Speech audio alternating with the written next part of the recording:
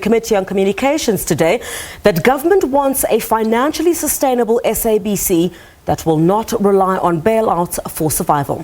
She says her department hopes to avoid day zero when the organisation will be unable to pay full salaries. Ndabeni-Abrahams says a government-led technical team is working with the SABC on its turnaround strategy on a weekly basis. The SABC, she says, must be properly resourced and capacitated again. Has spoken to the issue of the challenges that are facing SABC, and she has given a progress report in terms of what are the things that we're doing and how far we are. One thing, honourable members, that we cannot unfortunately say is that Wednesday there's going to be money transferred to SABC. If it was in our account, probably we'll be able to do so, but as Honourable Madisha puts it, we work from our side and do what we have to do and send the information as required.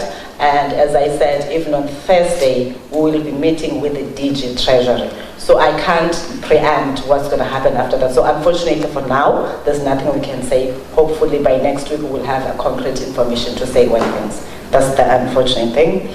Yes, the challenges that are facing SABC can be resolved. Honourable members, the reason I took you through all of that, it's just probably, I don't know how I expressed it, that the honourable member got an impression that I'm lambasting this board members. For your information, honourable member, we're working very well with this board. There are no relationship issues, there are no secrets in relation to the work that we do. Whoever has that information or suspicion must wake up from the dream. The reality we're living in, that's why I said we talk every week on updates on what must happen, this, that they can do, how do we come on board to assist them, and what else can we leverage on to make sure that SABC is assisted.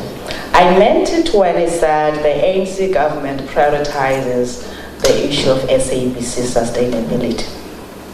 I'm not just talking about a recent announcement that has been made, but even if you were to go to the governing party's resolutions, it has been consistent on the kind of support that government must provide to SABC in order to drive or fulfill its mandate. It's on top of our agenda, as I said. Meanwhile, Communications Portfolio Committee member Phumzile van Dam rejected the minister's report. The government let the SABC rot. And if we want to start talking about politics, it was the ANC government let the SABC rot. And to politics, you let it rot, and it was us as parliament. I was the one actually who pushed for the SABC inquiry. So don't make claims and victories of things that you didn't do. Speak honestly to us. Don't try and spin. I've been on this committee a long time.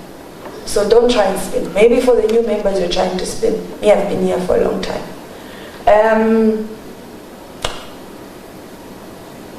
Okay, and also the funding. Talking about a process. What does that mean? It's empty words. What does it mean, the process of funding? It's been months. Can you give us an overview to Siya Lapa, Saya Lapa, Saya Lapa, Saya Lapa? You are responsible. We conduct oversight over you. You report to us. So if a member of this committee says, can you give us an update on the funding process of the SABC? You don't tell us there's a process. You say, members, as the body that I am accountable to, this is what has happened. And don't do so in a tone of attacking. You report to us. And the public has been inquiring. The staff of the SABC, I'm sure, are depressed. So you cannot speak in a flippant manner about the funding of the SABC. Think about those staff members at the SABC who worry whether their salaries are going to be paid at the end of the month. So you can't just speak flippantly about it. It has to do with people's lives. It has to do with people's jobs. It has to do with people who have to pay school fees. That's what it is about. And they've been waiting for you as the minister, as the shareholder, to give proper overview of what is happening. And you can't say, wait for my budget speech. No, we'd like to hear it now. And the Public Broadcasters Board Chair Musa Maktini told the Communications Portfolio Committee that the notion that the SABC has no strategy is simply not true. The team has just presented some of the outcomes coming out of the turnaround strategy that we are implementing. The R1 billion that we've been able to save is the outcome of that turnaround strategy. The positive things that people are noticing and saying, you look like you're doing great, it's the outcome of that turnaround strategy. But what has happened with the help of the shareholder was to basically submit that turnaround to the GTEC team just to enhance it. So the notion that there is no turnaround strategy is wrong. And the SABC's Chief Executive Officer Madota Mxakwe says while the public broadcaster has capable and dedicated staff, there's mounting pressure to excel without money. We are a team that is facing great difficulties at the SABC. We're running an organization where we cannot necessarily guarantee the health and safety of our employees. As we speak from an occupational health and safety point of view, we're leading a group of employees who are committed but who are in a building that has not been maintained for years. And part of the requirement of that funding would be to invest in maintaining and upgrading all of those broadcast critical facilities that we have. The second point is we have been able to move as much as we can to ensure that the organization is sustainable. And we're really happy with the progress that is made in terms of ensuring that there could be capital injection at the SABC. All right, let's find out now how unions are responding to the appearance of both the SABC and the Communications Department and the Minister in Parliament today. We're joined via Skype by Hannes Dubison, the President of Broadcasting Union BEMAWU, and in studio Aubrey Shabalala, the General Secretary of the Communications Workers Union. So I want to ask you both, are you disappointed that we've been talking about a bailout for so long? Nothing was pinned down today. Let's start with you, Aubrey. Certainly disappointed in the fact that, look, we're dealing with human beings here. There's a staff of SABC that expects salaries on a monthly basis. For them to live in anticipation whether the salary will be paid or not is a crisis on its own. But we also have a public broadcaster that needs a funding so that it can be able to execute its mandate as a public broadcaster, go to the rural areas, bring those stories. So when you find people paying a political yo-yo, as it is outplayed itself in the Parliamentary Portfolio Committee, then it's a disturbing factor. Why do you say it was a political yo-yo? Well, you'll recall that earlier March, there was a promise that there will be a bailout from the government. There was this thing that said there will be a strategic team that will look at the turnaround strategy, whether it's implemented or not. Today we also hear that it was withdrawn at some stage and it was rejected. So us as a public, us as Labour, we kept in the dark for some time without knowing these things, and only to find out through media that there are challenges at SABC that are forthcoming. So you didn't know that Treasury has not approved the strategy put forward by the SABC, which is what the Communications Minister said. If you recall, both parties were saying that the issue of funding is at a sensitive stage. They were saying that the funding is almost done. It's a matter of a few things to be done. And from there onwards, we're kept in the dark. And as a result, here we are today. All right, Hannes, your response to no bailout, basically. Yeah, I think that there is something seriously wrong somewhere. We have the portfolio committee meeting today where the board chairperson says there is a turnaround plan. Then we have EOC sitting there and saying there is no approved turnaround plan. So yeah, there is something seriously wrong somewhere. And as Aubrey has said, we wrote to the SABC about a week and a half ago, and we asked for an urgent meeting with the board. We had a meeting with the CEO, Mr. Makakwe, where we were briefed in respect of the progress of the government guarantee. We were told that it is a more complex process. It is not only the SABC that wants that bailout, or at least the government guarantee. And we were also told that that it's been collectively looked at by finance, by Treasury, and by DOC. So what is concerning for us is the fact that things seem to be not moving forward. And we had, as Labour earlier, a discussion around this, and we are going to write to the SABC. In fact, that letter has already been drafted to ask for an urgent meeting with the Minister, DOC, the Portfolio Committee, the board, so that we can understand what is going on. SABC employees are being kept in the dark, and that is of concern. And then, of course, there is the issue of the buildings and the safety of those buildings. Yeah, we'll get to that, but just explain more. So are you saying that you were told by SABC that the strategy has not yet been approved because government is looking at all SOEs or something like that?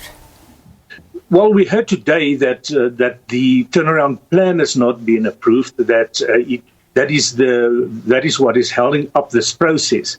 We were told in a meeting about a week and a half ago that everything is on track, that it is a complex process. It is all the SOEs that has been looked at, and government wants to evaluate their risk, obviously, in respect of all of the SOEs.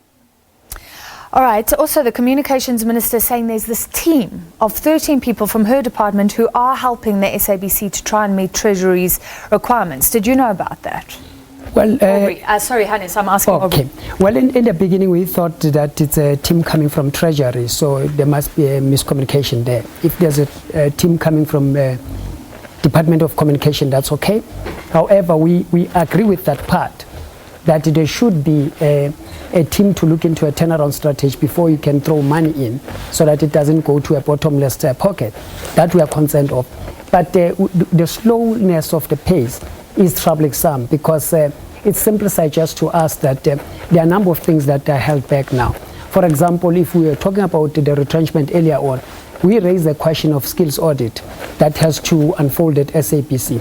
Up until this point in time, we are not so sure how far the process is. And that on itself, it's an indication that there's a slowness or unwillingness to speed up the process. Well, let's touch on that, Aubrey, very quickly, because the Minister did talk about the bloated staff complement. But we know that government has, in fact, in recent months and years, pushed back against any move by the SABC to retrench staff. Are you saying that you will accept retrenchments under the right conditions? We violently object to that. There's a number of... But a skills audit will surely show what everybody is saying is that there are too many middle managers, too many staff for the SABC to be sustainable. Not at all. If there's a skills audit, we wanted it to be presented before us. We are going to engage on that. First and foremost, it's not a skills audit to retrench people. We said that there should be a skills audit because we spoke about a number of things when we talk about the skills audit. One of those was a digital migration on how do you redeploy the personnel that you have and making sure that you don't lose the personnel that you actually need at SABC as a result of closing eyes and say these are the numbers we need to cut. So basically we will reject that because we're saying the skills audit must come to inform us on what strategic plan do we have to move SABC forward. When we talk about digital broadcasting, we have to open more channels, which these people will be redeployed into those channels. Those are the areas that we have to look into. So you can't just say the staff is bloated without reflecting to the strategy and the model of SABC. Hannes, if there is a need to right size, will you allow that? Well, if we are 100% satisfied, of course, that the SABC in fact is bloated and it is overstaffed, then of course it is within the right of an employer to do so. Of course, we will never achieve that because we have been consistently saying to the SABC, and it has been raised today in Parliament, in fact, about the ratio between staff payments and the revenue of the SABC. And we've been consistently saying that the SABC has got DTT and all of these channels. It can increase its revenue dramatically if the right things are being done at the SABC. So we do not believe that there is, first of all, an excess of staff. We have figures that about 1,000 people has left the SABC since the Section 189 process has started. We know that a number of independent contractors' contracts has not been renewed, and a lot of people went on early retirement. Other people left because of the instability at the SABC. So we don't believe that people should be put out in the street. The SABC has got, all the tools in the world to become very competitive and to comply 100% with its mandate in terms of ICASA regulations. All right, we've run out of time, but thank you both, and we'll follow this process. That was Hannes de Besson, the president of Broadcasting Union Bamawu, and Aubrey Shabalala, the general secretary of the Communications Workers Union. We take a short break. We'll be back with lots more.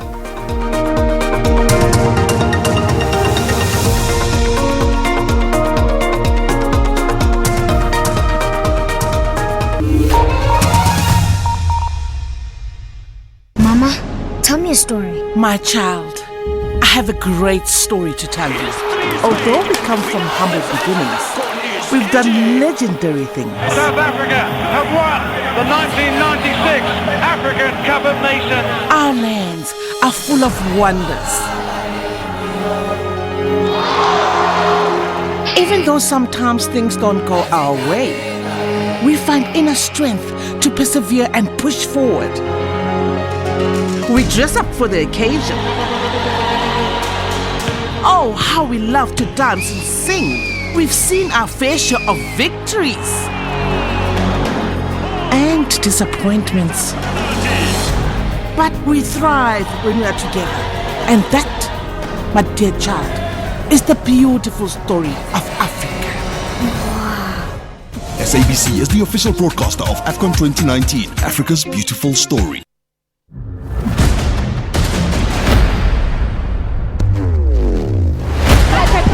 We stay on the visuals, they're busy shooting. We drove around this.